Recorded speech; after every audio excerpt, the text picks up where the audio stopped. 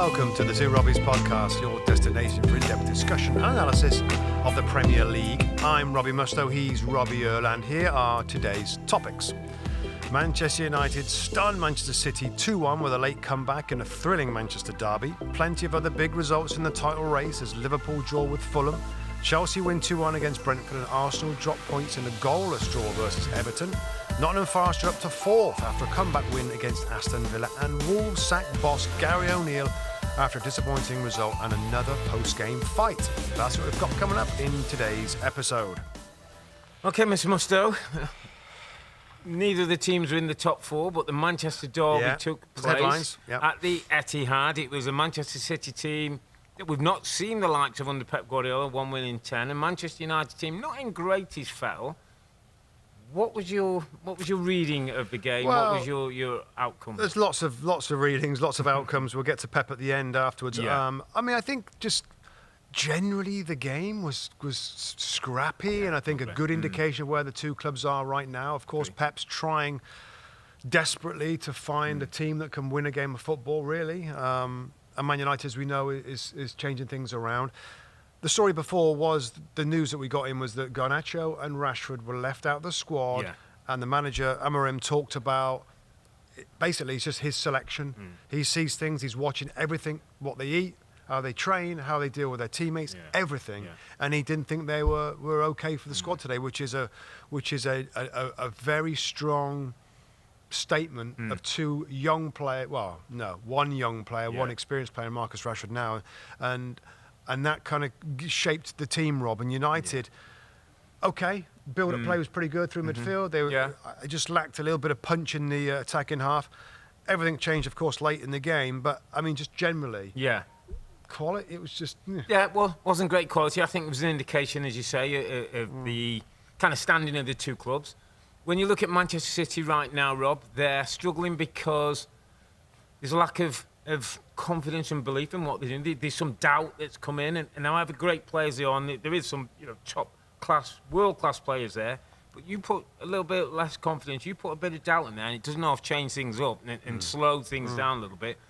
From Manchester United's point of view, and I think we both echoed the same thoughts when we heard the Amorim interview, I've got to say I loved it. If I'm a Manchester United fan, Rob, I kind of thought he won the point, and he made the biggest point before the game, was he's setting a standard.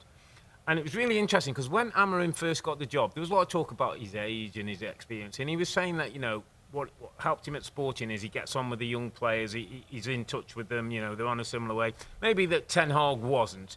And I thought it was an interesting, and yet Marcus Rashford and Garnacho, I know Rashford's 26, 27 now, Garnacho's a young player. He's gone as hard and as tough as he needs to get them to start to understand, to learn lessons. He's going to make them better professionals in the long run, Rob. And it's I know it's a hard and harsh way he went about it. I don't think he came out and sort of told us they're late or told us this. He talked about the kind of culture he wants, and if you're not part of that culture, you're not on the list. You're not on the WhatsApp list, which was interesting. There's a WhatsApp list that tells you who's playing or who's not. But it was very much, Rob, as though I thought he laid down his first kind of discipline of his football club. Regardless of what happened in the game, I thought that's him setting the standard for the rest of the dressing room. And that's 100% correct, right? We all agree on that. The sad part is that this had to happen. The sad part is that Marcus Rashford and Garnacho, through their behaviours, whether it's training, whatever it is, were not of use to this football club that are paying them really good money. Of course, we know Rashford's on a big salary. They weren't available today, Rob, in a Manchester derby. Consequence of the club. Consequence of things that have gone on at the football club where they've been allowed to get in that position. So Marcus Rashford's on a huge contract, on huge money, and he hasn't probably done enough to have earned that. And he has not got the responsibility to have earned that. Garnacho, we know, is a huge talent, Rob, but if his focus isn't on his football, there's plenty of other things he can be doing in his life, and if that starts to become a problem... It's disappointing, isn't it? It's massively disappointing, but it's also an indication of how bad things were in the past, that we've got this. That we're allowed, and we shouldn't keep harping back to the good old days, but if Alex Ferguson in charge of that football club, that doesn't happen. It doesn't happen. Ryan Giggs was Garnacho, plus with more ability, He couldn't step out of line, mate. What I like about it, particularly, I'm hoping that for Garnacho, it's like a slap on the wrist. Yeah. Listen, this is what we want. For both of them, really, I think. I think it's different, right? Okay. I think for Garnacho, I think it's a slap on the wrist. This is what I'm going to do. Yeah. Sort yourself out. Okay. I think for Marcus Rashford, it's like, okay, that's what's happened. I've dropped you. Yeah. Now what? Okay. Now what, Marcus? Do you want to please me again? Do you want to work your way back in and be a brilliant pro and produce your best results week in, week out, or are you going to sulk a little bit? Come back, maybe. So you're saying they'll treat him a little bit differently? Well, no, I just think we're going to find out once and for all whether Marcus Rashford wants to go on this trip, on this journey with this new manager, and why wouldn't he? Yeah. Unless he's exhausted or there's some off the field stuff that we don't know about that's influenced him to take his eye off of what he loves and what he gets well supported and that's what I want to see now from Rashford. Correct. We've talked about him forevermore, mate, on this podcast. Yeah. And I've said things like, he's too inconsistent. Well, it's come to a head now, and he's brought it to a head. Yeah. I think it's a little different with Garnacho, so let's see how long this goes on for, by the way. Yeah. And when Rashford comes back, please let's have some good words, because we've not had any good words from the manager about Marcus Rashford, Rob. No, he's talked about others. About other things about Rashford. It's only him. Remember the quote? Marcus Rashford has to want it first to get back to his best when asked about him. So I feel like he's had a few weeks. Okay, that was good. That's not so good. Don't like that. Okay, let's see a game. Play there, play there, play that. Don't like that. Right. Now. The funny thing is, he scored goals, Rashford, and I still think he'd be an asset for Manchester United if this guy if he can be brought back on side and bring his attributes to the group. But I hear what you're saying. It's very much down to Marcus Rashford. I have to go to another player just before we get into a bit more detail of the game. Mason Mount, mate, who started the game. I couldn't feel more sorry for a young man who moves from Chelsea. Things don't particularly work out. He picks up injuries under Ten Hag. I think it's 7 times this season since he's been at Manchester United, he's started a game and had to come off with an injury. Again, we were talking briefly this week about Callum Wilson was an example of a player who's been put back through injury again, and the emotional roller coaster. Talked about Reece James. We talked about Luke Shaw at Manchester United. Some players, Rob, who somehow their body or something doesn't allow them to get the conditioning, to get the rhythm, to get match tempo. Yeah. Do you feel a little bit for Mason Mount? I really do. I mean, looking at his face coming off, and of all the things, mate, and I'm sure it's similar for you, mate, in 20 years of being a pro, the absolute worst was always being injured. The absolute worst. Yeah. All the fans saying, when you're going to be fit, I'm injured, I'm out for the weekend, I'm out again, you come back. I had a thigh strain where I kept doing it, by the way. I did it 3 or 4 times. Yeah. And I went to the National Centre in Lillishall, and they figured me out and it was okay. But you feel useless. You feel like you're earning money, you're not doing anything. Yeah. You got the local media that we don't really focus on too much. Newspapers, interviews, radio shows of what's going on, where's he going to be.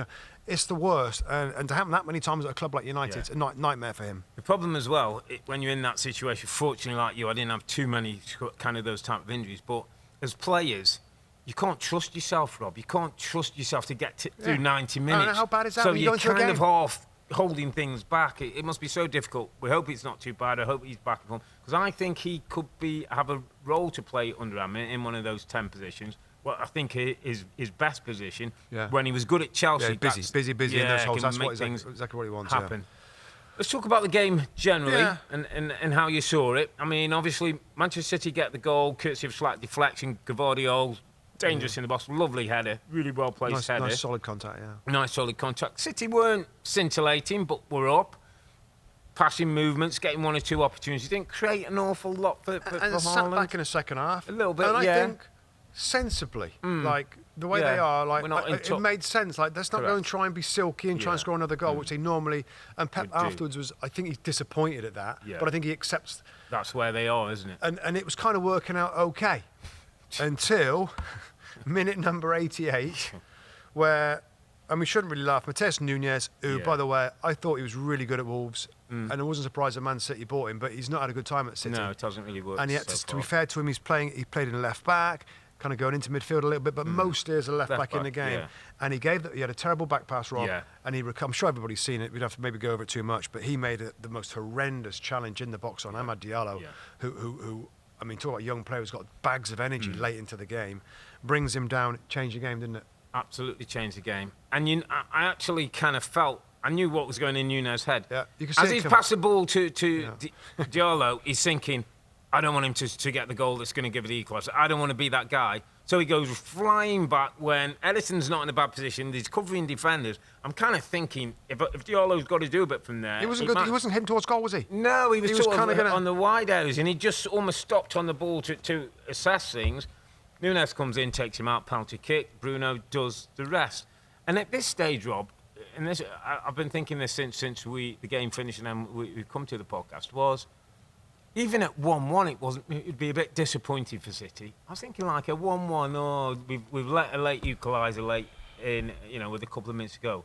But to concede a second in the manner that happened is where we are with Manchester City right now. Just sums up right now where we are with City. And it's happened too many times now, Rob. Remember mistakes? Your memory's better than mine, but balls over the top, Edison being in no man's land, that goal that they conceded. Feyenoord in the Champions League, 3-0 up. Went running through.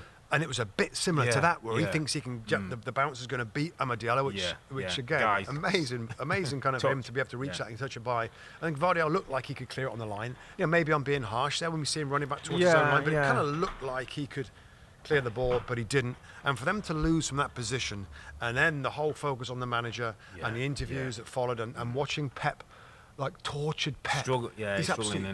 He's really struggling, and I believe him when he says, I don't know what to do. And I think that was our takeaway, wasn't it? It's such unknown territory for him when he's not dominating the ball, having the best players and the possession and the goals and the wins.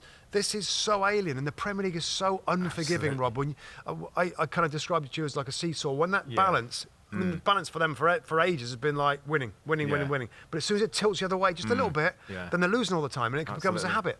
And... It's funny because it's like you say, and as I was listening to it, I was thinking, is Pep just holding back, or does he actually not know it? And I get the sense this is new ground for him, Rob. It's like putting Russell Martin in the seat and saying, what's it like to win 10 games on the spin? What's it like? You say, I don't know. I haven't got a clue. I've never won. I've won one game all season. It's taking Pep into an area. Now, as the label, the greatest club, one of the greatest club managers in the world, you kind of feel like, well, shouldn't he have a solution? Right, so that's the question now, isn't it? Yeah. Like, why doesn't he know? Should he know? Yeah. And I feel like people will come at that is it his style of football in the way that never. No, I'm saying in the way that he wants to play. Yeah. He can't kind of bunker in. No. He can't go low block. I think naturally it sometimes happens. It kind of happened today, Rob, didn't it? Kind of. I was the players kind of feel, but I think they just accept that the other team's we'll win this possess. 1-0. We're just going to... So I think that naturally happens, but so rare.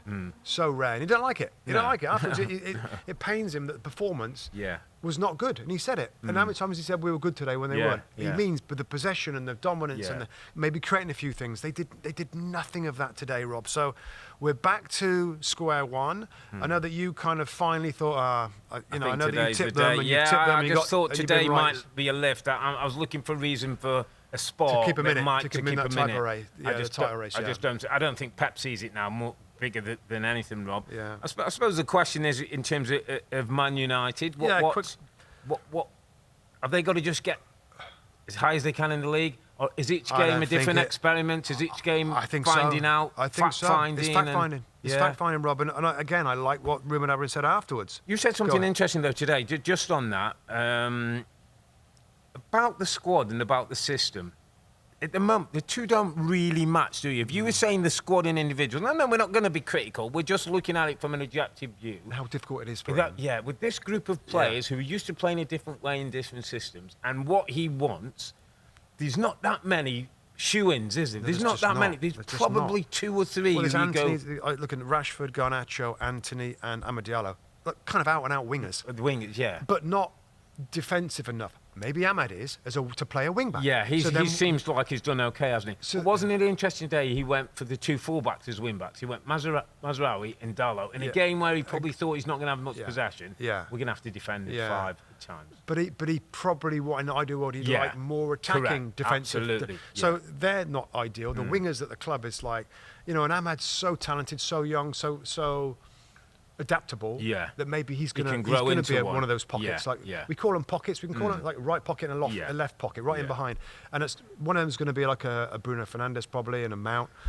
Bruno played early. He played deeper, didn't he? He played in the sixth and then when Mount came off, Mainu went in the holding role and he went into the Interesting, 10. I thought the manager saying, like, the goals are the goals and I'll take the win, but the performance is what I'm most interested in. So when you talk about a league table, I don't even think he ain't even that bothered about it. They're mid-table. It's disappointing. Yeah. He's going to take it as a experimental. We've seen a little bit of it iron fist today with the 2 players he's left out. We saw more examples of Mazraoui this time as a right wing back.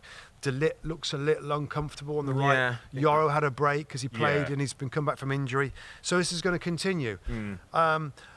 Just one thing, like from watching them, right, that I think they've been working on. I might be making, it might be wrong here, but there's a couple of times in the second half, Rob, where the goal came from, where Bruno Fernandes, from the pocket position, makes a clever little run in behind. And Rasmus Højlund played in, he and he should have scored. And for the second goal, Ahmad makes that. So is that something, instead of just dropping deep in the pocket all the time? He wants the striker coming in a little bit sometimes, and then go out. Those 2 guys can make runs in behind. So that might be something to watch out for, because that was pretty good today. That looked like it caught people out, and it was effective from those runs in behind. The thing that caught me, and this was at 1-1, he said, once we got the goal, he said what he liked about his team is we smelt victory. And we went for it as though they were on the back foot and this is our moment. And I thought that those are little and all that, Rob, of getting the goal, of the celebrations, of the group coming together. Those are only things that can help a manager. And early in your career, you make a big decision, you leave a couple of players out, and you end up getting the win. It's looking a bit better. The system's looking better. The possession's becoming more. I thought just a last little shout out for me. I thought Mamadou Ugarte. He's doing all right. Yeah, he's his go-to. He's doing all right. He's a solid guy, and he knows. I think he won a few big tackles. He possessed the ball, used it pretty well. What I'm hoping, and here's one, and I know that it's more your shout that you've said, but I would like to see the development of Kobbie Mainoo now under this manager into a top-class defensive midfield player who's got the ability to get forward now and then and play, because he can play. We've seen that already, and he scored goals. Is he going to be good enough and tactical enough to do the other stuff, Rob? That smarts, that ability, that Makaleli, that reading, snicking it off, being strong, a bit more physical. Sitting in Love there. to see that, Rob. I don't know whether that's got to be part of the development. Hopefully, with a coach who likes to work with young players, likes to develop them. But a great day for United. Unfortunately, another bad day for City. It continues to be a bit of a troublesome time for Pep and his team. Okay, mate, we're gonna sort of have a look at the rest of the teams up and around that top end of the window. They played at the same time. That 10 o'clock window, which wasn't easy for us, so we didn't have great views of all the games. But I had a bit more look at Liverpool 2, Fulham 2. Liverpool having to come from behind twice to get a point. And it was one of those, Rob, where in a normal titles race scenario, and you're at home and you conceded 2 goals and end up with a 2-2 draw, I would have thought you're probably a bit disappointed. It didn't feel like it was a necessarily disappointing day or performance for Liverpool. Yes, they dropped points, but in the manner that they came back was... Remember, they were down to 10 men with Andy Robertson, who got sent off. They were still looking to push for a long period. Interesting that Slot went 3 at the back, Rob, when Robertson came off. So he dropped Gravenberch back. Into the back four. Into the back 3 with Gomez and Van Dijk. So there was 3. Then he went 4 players in midfield. I had a look at it last night. So Trent's on the right, Szoboszlai, Jones, and Gakpo on the left. So he had like 4. Yeah. Then he played Salah and Diaz as a 2. So he went 3-4-2. And it was interesting. And it was a pretty good way of... and it still got them possession. It still got them at times. You still got 2 holding players. Correct. And you got 2 strikers. You got 2 strikers. And it caused problems and got them back in the game. And I'm sure there's disappointment, because at home they would have wanted to win to stretch a lead. But I've got to tell you, my takeaway watching the game again last night and seeing was, that's a pretty decent point, because Fulham, by the way, are a lot better than people will give credit for. Now. And also, Diogo Jota, Rob, coming into the game, scores a second goal. Beautiful take and turn inside and finished to bring it back to 2-2. Darwin Núñez didn't start the game, though came on. I'm pretty sure he came on, didn't he? Núñez come on, Sorry, Darwin Núñez, Yeah. So Jota coming back is a positive. Just on the red card. Yeah, because there's a couple on there. There was a Pereira challenge, Rob, down the back of an Achilles that we've really seen. Some of those it wasn't given. Virgil Virgil van Dijk was asked about that. There's a Diop challenge on Robertson early where he whacked his knee studs-wise. Maybe just doesn't time that right. And then there's the Robertson situation. Yeah. Now, I know you felt quite strongly that it was one of them. Could VAR have looked at it and interpreted it in any different way? Yeah, I mean, it was Dogso, which is denying an obvious goal-scoring opportunity. But there were two things first. First of all, was he onside or not? Yeah, When the ball was played, he's onside. Definitely so a foul, because he gets Definitely the ball first. Robert, it's just whether I just said, well, is he going to get, because it's kind of a heavy touch on that. Ball, and it was a touch, then the foul, so the touch had already been played. Yeah. And the ball went right across, didn't it? Yeah, and Virgil van Dijk was kind of in and around that. So I just was a little surprised that it was given as a red card in Dogso. But VAR didn't turn it over, and they must, well, subjectively, maybe they all thought he would have received the ball, or something. Still, as long as he gets there before Van Dijk. I mean, I would love to speak to the PGMO about that, and we have these phone calls with them, and we get some inside information or some information for our use in the broadcast. So maybe they'll mention that on the next kind of show or the phone call that we have with them. But other than that, they're not going to win every game. No. Robertson again a little, if there's, I'm not saying is weakness too hard a word, Rob, for Liverpool. A weakness at left back. There's a couple of challenges now and a couple of mistakes, and he's been a brilliant player. I just wonder if he's just lost that little step and he's just making a few errors. I don't know. Maybe I'm out of order. Maybe it's just a little bad period for him. But again, it's probably cost his. Well, maybe cost him a couple of points. Yeah. You're going to tell us about your Fulham and your underappreciated? Oh, my underappreciated performer of the weekend. Thanks for reminding me. Anthony Robinson, US international, one of the quickest players in the Premier League, and is underestimated how good he is, I think. Yeah. I think most people know he's very, very quick. Yeah. 2 assists in this game. He assisted both goals for Fulham when they got forward. The ability to run on the outside, to cross the ball, to recover, make challenges. He was the outstanding player in the game. Again, we had games going on at the same time. It's in that window, and they're all playing at the same time. But Anthony Robinson, I think he's a lot better, Rob, than the league knows, right? Or the average Premier League fan knows. I mean, I'm sure our listeners and viewers from the US know all about Anthony Robinson, obviously. But I think, he's potentially one that could go the next one of the level. bigger boys could say, you know what, we love a quick player, and he gets forward. He's got great energy with that speed, and his final ball in's good as well. I saw 2 or 3 times when Mo tries to run him and Mo tried to muscle him. It was like, oh no, that's not happening. He's really, really fast. He's one of them in a strange way. You talk about Andy Robertson, who's been a brilliant servant. You see him there on that left-hand side. Yeah. So I just want to give him a mention. Yeah, it's a good shout. It's a good shout. He doesn't get enough credit actually. And sometimes as a US international, people don't. And I think hopefully when we do this podcast, Rob, and the next time people just watch him. Yeah. Because when a game of football's going on, it's very easy to watch a ball, isn't it? Yeah. He's got the ball. Individuals. Just watch him. And when he gets the ball, you focus on it. He don't give it away very often.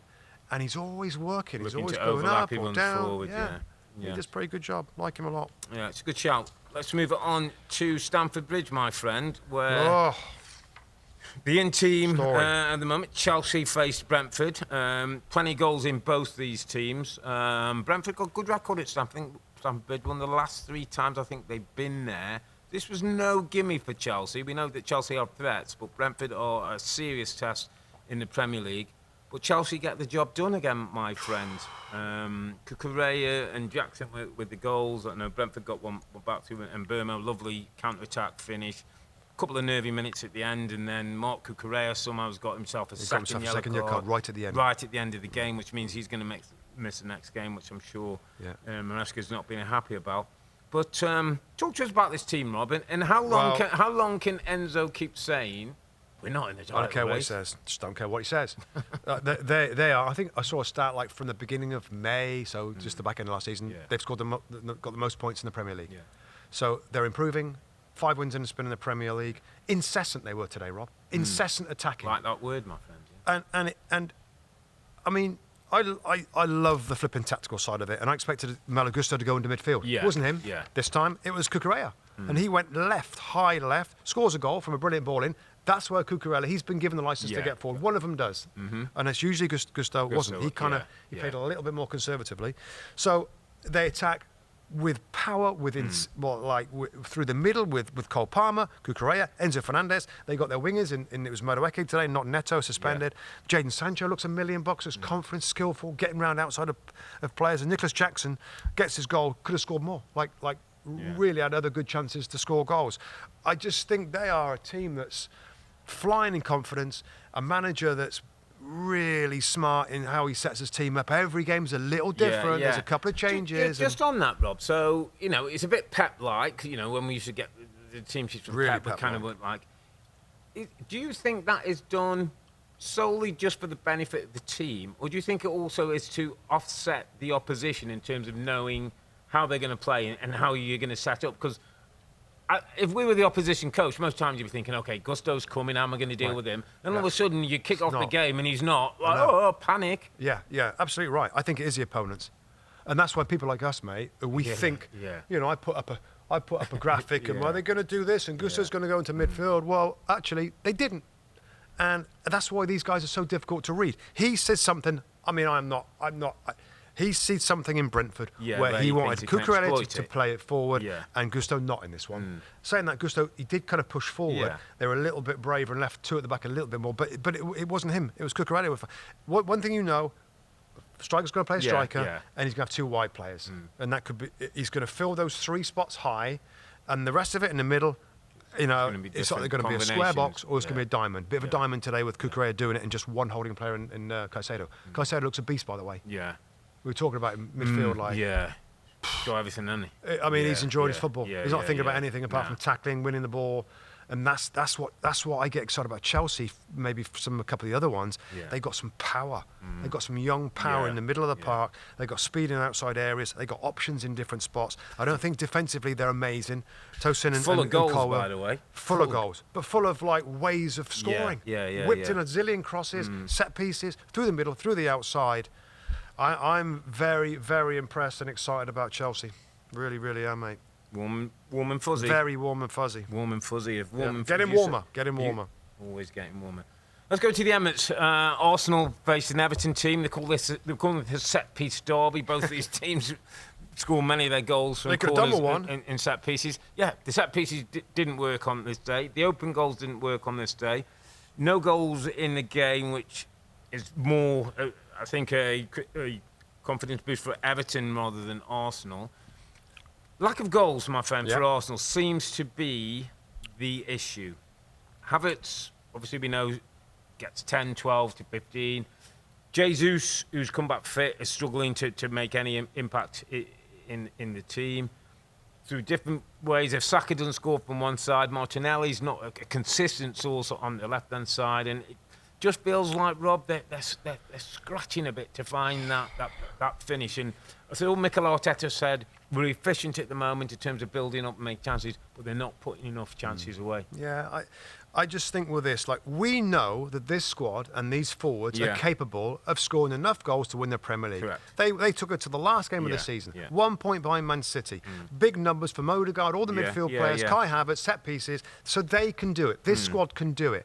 Let me say this in terms of what's happening right now. What they don't have is a no-brainer, a striker that when the team's not playing well is still going to get you 15. Right? Okay, they don't have that. What they do have, I've just said what they do have.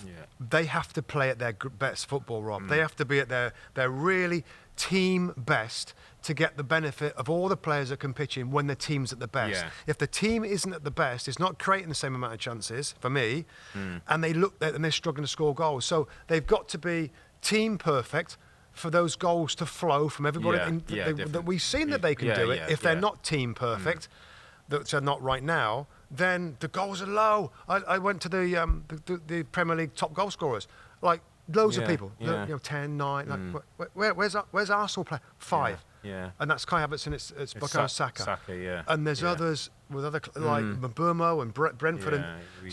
Because their team football's not great, they're not getting the benefit of what these guys can do. If I'm an Arsenal fan, mate, and I'm watching the game, possession's good, getting enough looks at goal.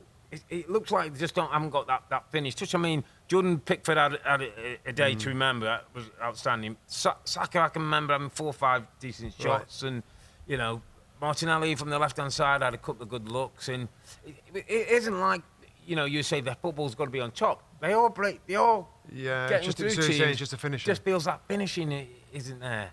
Odegaard's got 1 goal. Odegaard. Yeah. Martinelli. It's like. I don't know. It is the answer. I'll throw it back to you, Rob. I mean, listen, we argued about Kai Havertz, right? Yeah. And I basically said last year, after what they did and what he did, you know what? You're right. Good signing. Yeah. He's going to be a regular. He's not going to be a prolific scorer. He's going to be a regular scorer to go with their set pieces, to go with Saka's goals and Odegaard's goals and Martinez's goals and Trossard's goals and a few others. That could win the league. Fair enough. Others would say, yeah, but you need a guy who's going to get his 15 no matter how the team's playing. How do you feel about it? Yeah, days like I just think they've got to execute better the chances to get. I still don't think. Do they need a striker to win to take? They need another attacking player gives them an option. And Gabriel Jesus has been, and I've said it from early on, he's been a disappointment because he should be getting you 15 goals. Gabriel Jesus 10 at least, to back up the Havertz and the Sakas and the Odegaards. He hasn't done that. They let Nketiah go, who's had a real tough time anyway at Palace. So lack of goals, still in the race, just mate. They're still in it. And margin for error is getting smaller. Margin for error is getting smaller each week. Yeah. I mean, our Liverpool got that game in hand. They're still right there. Yeah. And there's a lot of time for it all to click. Correct. Right. And these players start to score goals. So yeah, they're still in it, but it's concerning. Yeah. What have they played? Fulham and. They've got two draws, haven't they? Fulham and Everton. And scored 1-1 and 0-0 against those two. Yeah. So the set pieces aren't always going to get them out of jail. Yeah. They've got to find their scoring boots. Well, for Nicola Jover's had a mural. The set piece coach. A mural. Wow, set piece coach. Wow. Goalkeeper coaches will be on Game's there gone, next. mate. Last big game from the weekend. We have to spend a bit of time with Nottingham Forest, Aston Villa, 2 former European Cup winners. I mean, we were saying this feels like a proper old game of football, doesn't it? We remember growing up and Nottingham Forest and Aston Villa were 2 big old school clubs. With big name managers and big stars. But Nottingham Forest, mate, are on a little run. They've got a manager who totally understands and feels like he's got the club. A demanding owner who has his say, but to be fair to, is letting Nuno get on with things. And this was another club, Rob, and it was a bit of an interesting note. Sort of just go back a little bit to City. If there's one area that is on Pep, is it that he went a little bit lean with his squad and didn't have the numbers, and it's come back to hurt him? Yeah. Nottingham Forest had a lot of players, but they found a way to make that work. Chelsea are the biggest example, and you've talked about it, about what they're doing. Is that maybe going to be a blueprint for other teams?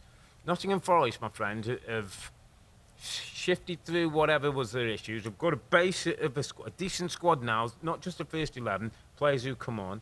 And for me, Rob, the biggest thing I can say about Nuno, again, watching the game yesterday is, and Graham mentioned it, I don't think, there's an identity now to Forest, which I used to think Forest were always a bit like this team and a bit under Cooper. I didn't ever feel like they quite knew who they were.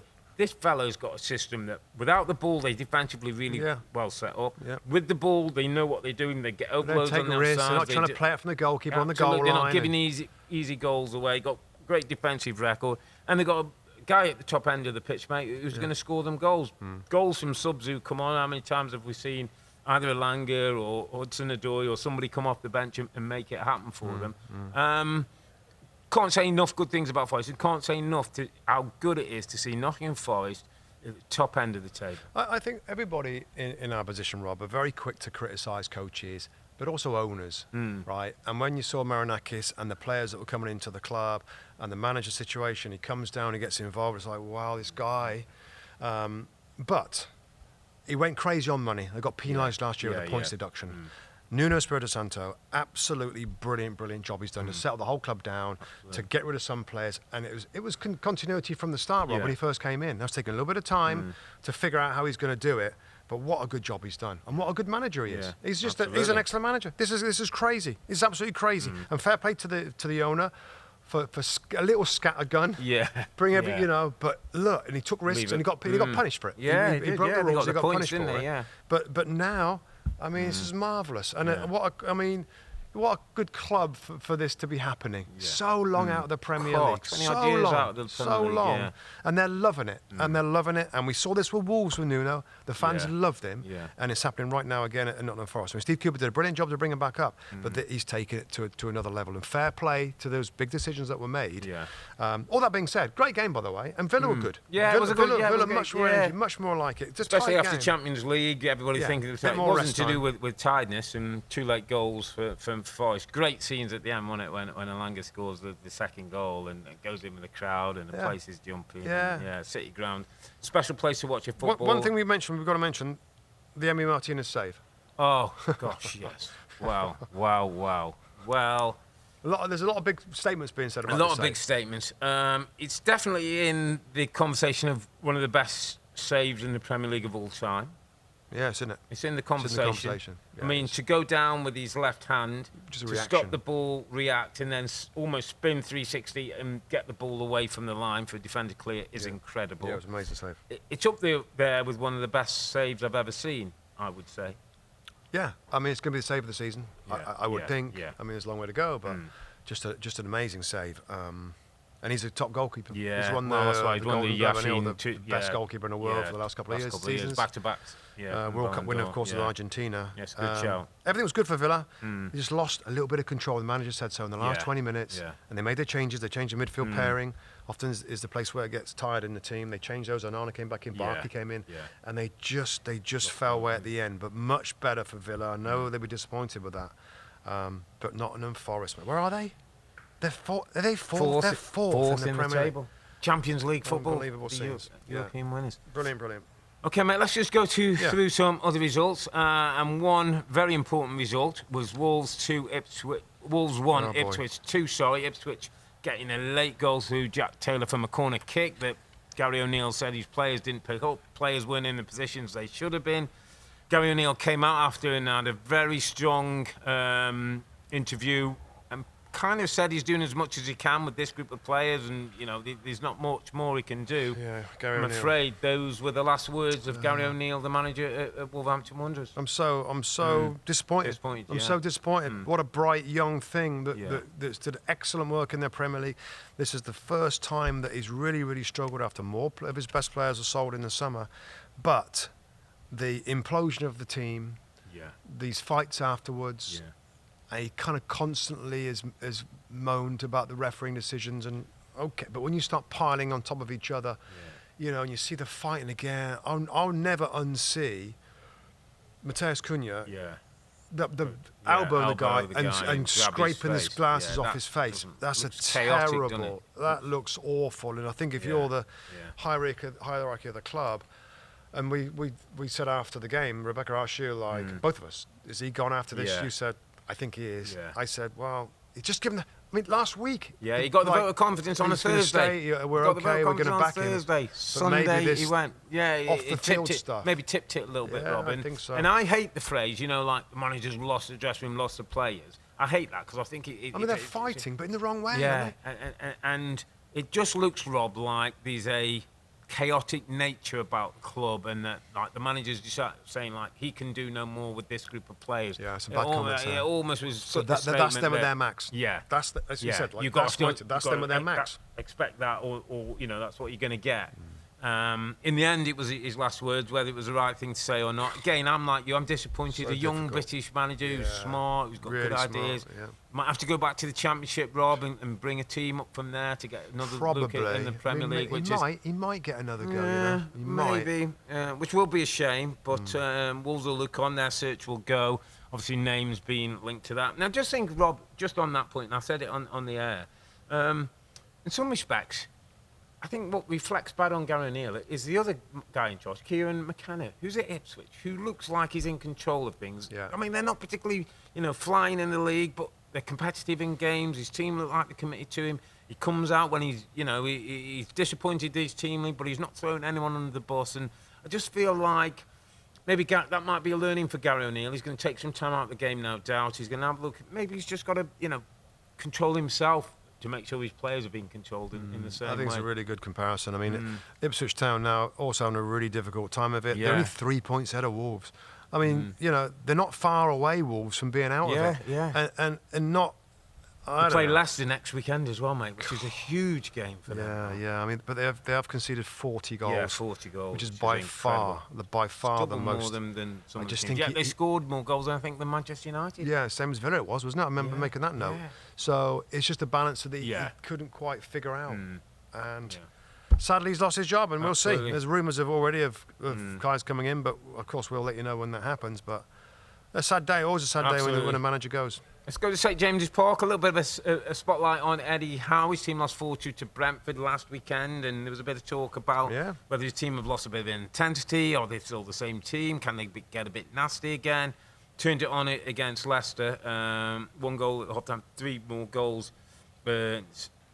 Second half for Newcastle as Ward came on as the goalkeeper went off. There was a bit of an injury, we hear. Danny Ward came on for Leicester, but convincing win. And I've got to say, a little mention for Jacob Murphy, my friend, who didn't quite get my underappreciated performer of this week, but was very, very close with 2 assists. And I remember doing the lineups, Rob, and we were talking, weren't we? And they had Anthony Gordon one side, and Harvey Barnes wasn't starting against his former team. And kind of thinking, like, why does he not get these 2 in the team? And I said the thing with Jacob Murphy is, I think Eddie trusts him and knows that he'll do a job, and he gives a little bit more than you think. And it kind of proved to be one of those days again where you see his value on the right-hand side pitch. You kind of just 7 out of 10 know what you're going to get. You need some of them, don't you? Yeah, I suppose you do. And he's an honest lad as well. He works back as well. Yeah. This was better for Newcastle. Yeah. That's more like it, and that's what I've got to try and do every single week. I mean, it was a very dominant. Big energy, big atmosphere. I mean, I think when we go to the pictures of St James's Park, it's like... It was flying, wasn't it? Because then Rebecca asks, what do you think? And I'm thinking, if I'm in front of that 50,000, you've got to fancy Newcastle that they're going to get it going. Yeah. And Tonali was a little livelier in midfield. He came in for Sean Longstaff. And Leicester have been better under Van Nistelrooy. But the Achilles heel is defensively. They look a little weak.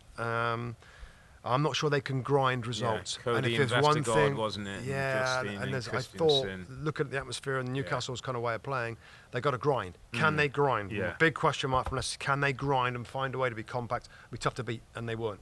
Just got to say, Ndidi and Samari both missing from the midfield, which was important because they've sat in front. They've done quite well for them, Rob, just protecting and getting around. It was Skip and Chowdhury. A bit younger, didn't quite get to the task, but good Newcastle. That's more like good win for Newcastle.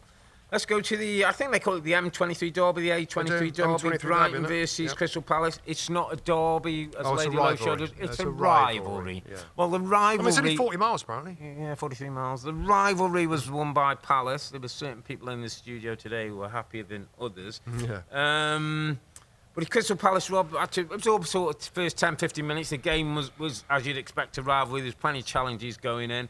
Then Palace grew into the game, got the goals, Chalobah from a set piece, and then Saw gets a couple of goals before Gay gets an own goal that brings Brighton into the game. But another sort of step in the right direction for Oliver Glasner and his Palace team that seemed to be getting back to what we'd expect, I think. Yeah, I thought they were strong, physically strong, and I think physicality won the day, as these games often do. Brighton played their stuff, and they looked good at times, and they're silky and they look really, really good and look threatening, but Palace were up for it. Rolled the sleeves up. You're not going to beat us. They've got 5 proper defenders back there, a midfield 2 that have done pretty well, and they got a nice front 3 now. Ismail Assar's coming into himself, really starting to be an effective player they wanted on the right, where they lost Elise, of course, in the summer. Eze's back, of course, no question about him, and Jean-Philippe Mateta, who's their regular scorer. So when you put it all together, and I know that he's a big one on physical fitness and getting his team really, really fit and strong, I think he knows that they are now, and I fancied them to edge it through just being tougher and those front 3 players. And I think when you've lost so many games that they did at the start, I think you enjoy it when you start winning. It's a little bit of momentum that kind of keeps you going through. Bit disappointing for Brighton, Robbie. And whether they're going to, they want to be a footballing side. But kind of balance in it. They're not going to buy a lot of, Yeah, it was one of those, I've got to be honest, I slightly fancied Brighton. I thought at home, as you say, will dominate the ball and maybe they can really stretch Palace and pull up, those back 3 around, pin the wing-backs back. But it wasn't the day, and I thought it was a bit of a lesson for Herzl in terms of, like you say, I remember when we talked about Arne Slot came in and said, sometimes you've got to match the duels and bring that energy first. Yeah. And Brighton didn't do that today. Brighton didn't do it. No. Crystal Palace did a really good job of it.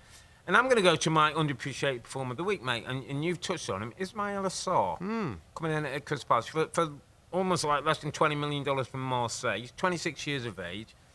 Senegalese, I think, is international.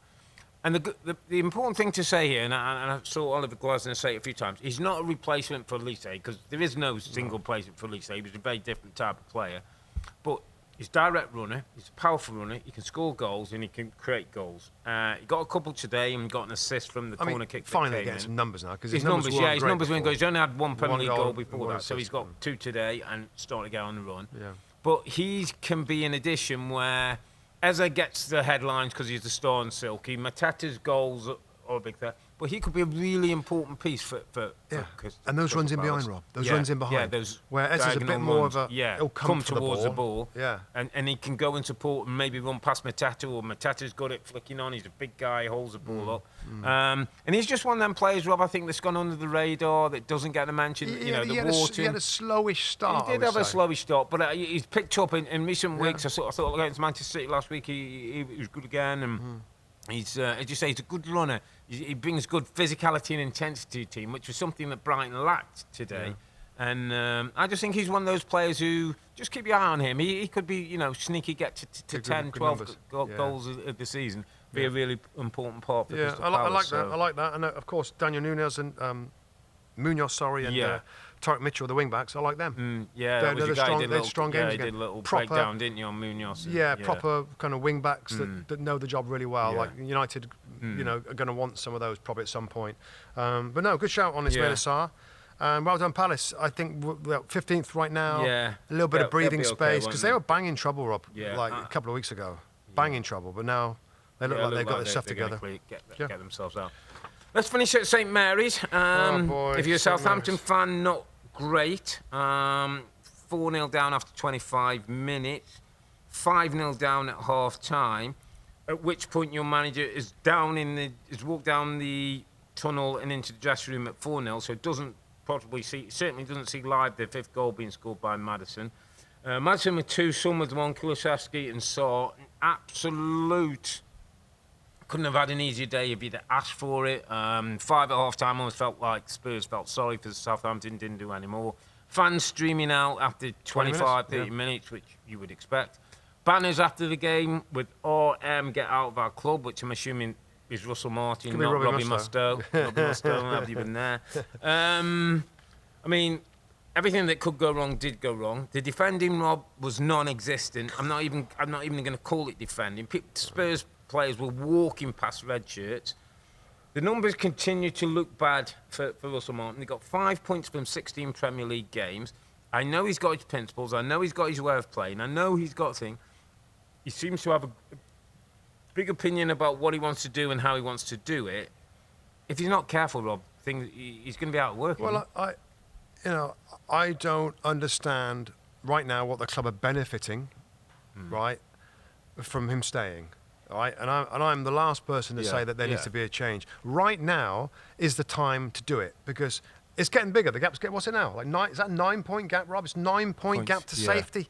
Really, really difficult. Like, unless they believe in him so much that they say, you know what, he's got us up before. Yeah, so they're basically going to say that they're going to happy to go down and come and bring him back up again. Wasn't that Norwich's kind of? Yeah, it was, wasn't it? Back in the day, wasn't it? But how is he going to do it differently then? Are they going to hope to get better players the next time they come? If they go down, and he brings them back up again, how is it? I mean, 5 points in 16 Premier League games is unbelievable. That's really not working, and it's torturous for the players. Absolute tortures for him. The fans are walking out. They're not enjoying the football. They've got to find a way to be more competitive. And if it means that you're going to have to go with a different guy that might be a guy that can also get you up, but also do something differently to be more competitive. This is crazy. That's the thing that surprised me most with Usman. He's obviously a smart and bright he comes across great. He's a fighter. And he's banned for his club, and we've seen all that. But tweak it, Russell. Tweak it. Stop taking so much risk. Stop giving opposition goals. every time you see Southampton, you see... It wasn't so much today on that. It they was just simple balls over the top. Yeah, today. but they couldn't defend, mate. They couldn't defend. I know. Basic defending. Yeah. I mean, get that bit right first, and then we'll worry about the other end of the pitch.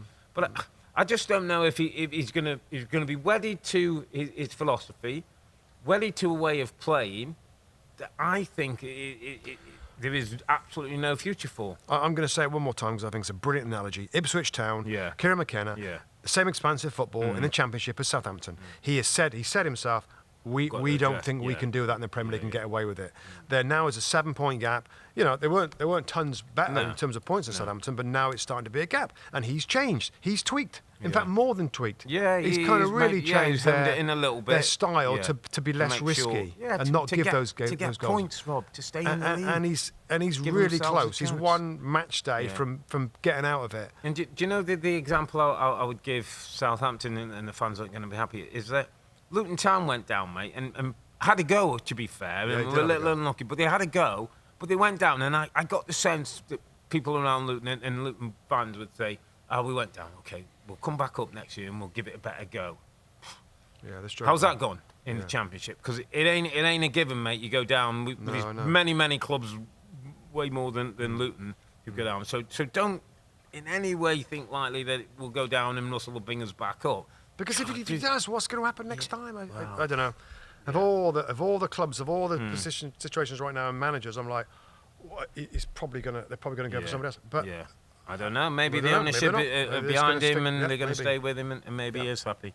Yep. Good 5 goals for Spurs and probably needed that after a little bit of spotlight on him after this week. But good finishes, that's it for Matchweek 16, my friends, where in the Manchester derby, Reds beat Blues and gave Pep more problems to deal with.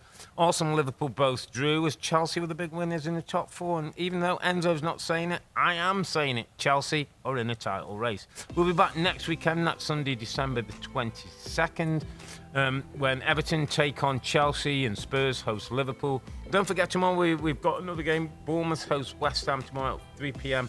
on USA Network. But for now, I'm Earle. He's Mustoe, together with the 2 Robbies. Thanks for watching and listening. Be safe, stay healthy. It's a good night from me.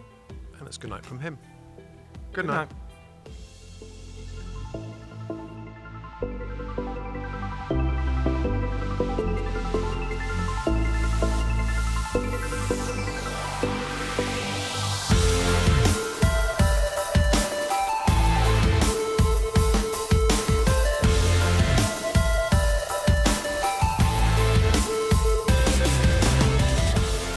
Hi there, I'm Rebecca Lowe, studio host of NBC's coverage of the Premier League. Don't forget to hit subscribe to watch more videos all season long. And if you want even more Premier League content, from original series to live matches, head over to Peacock.